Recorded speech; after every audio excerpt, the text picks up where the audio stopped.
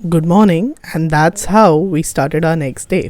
Hotel में थोड़ा सा रेस्ट करने के बाद we had our breakfast and breakfast करते ही हमने अपना सामान सेटल करना स्टार्ट किया because we have to move to our next destination.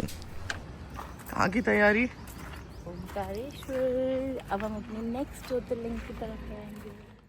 आरू की कार सीट का फुल यूटिलाइजेशन करते हुए it was time to say good bye to Mahakal की नगरी Ujjain and it was also the time to start our journey towards Omkareshwar.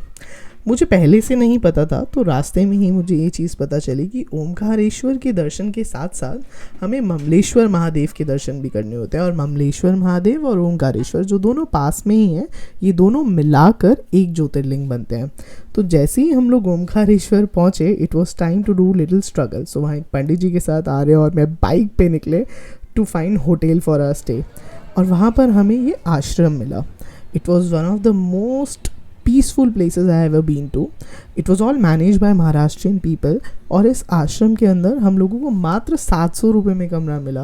And it was so beautiful. यहाँ का environment इतना positive था, यहाँ इतनी साफ़ सुथरा सब कुछ था and we totally enjoyed our stay. ये आश्रम किसी भी ऑनलाइन प्लेटफॉर्म पे एग्जिस्ट नहीं करता, तो वहीं जाके ही बुकिंग करनी पड़ती है। And in the evening we went for माँ नर्मदा की आरती। जैसे दक्षिण भारत के अंदर माँ गंगा है, वैसे ही मध्यम भारत में माँ नर्मदा का स्थान है। नर्मदे हर कहकर हम बढ़े आगे ममलेश्वर महादेव की ओर। जी हाँ, Mamleshwar Mahadev, I told you starting के अंदर। ममलेश्वर महादेव के दर्शन करते वक्त हम लोगों ने वहाँ पर बहुत सारे प्राचीन शिवलिंगों का दर्शन किया, कुछ 17वीं कुछ 18वीं शताब्दी के। और आज के दिन की धोती तो मुझे बहुत पसंद आई थी। फिर नंदी का दर्शन करने के बाद अब बारी थी अपने होटल नहीं, आश्रम वापस जाने की। और रास्ते में हमें मिले बबीता जी और जेठालाल। प्यारी सी मुस्कान के साथ बबीता जी, जेठालाल और कुल्फ़ी वाले भैया को बाय करते हुए हम आगे बढ़े और आश्रम पहुंचकर it was time for dinner. मात्र 70 रुपये में यहाँ खाना मिलता था और बहुत ही टेस्टी। फिर मिले हमें mister Froggy and it was time to sleep. Next day morning हम उठ कर गए ओंकारेश्वर जी के दर्शन के लिए। ये पुल पार करने के बाद नदी के उस छोर पर है ओंकारेश्वर महादेव। और वहाँ जब हम दर्शन के लिए पहुँचे तो मंदिर के अंदर प्रातःकाल सुबह 5 या 6 बजे का टाइम था। गर्भगृह अद्भुत था, बहुत ही सुंदर। छोटी सी कतार में खड़े होने के बाद हमने महादेव के दर्शन किए और दर्शन करने के बाद गर्भगृह के नीचे ही एक स्थान था जहाँ पर हमने महादेव का छोटा सा पूजन करवाया। महादेव का पूजन कराने के बाद आर्या को आशीर्वाद दिलवाया, खुद आशीर्वाद लिया और दिल्ली की ओर वापस बढ़ पड़े।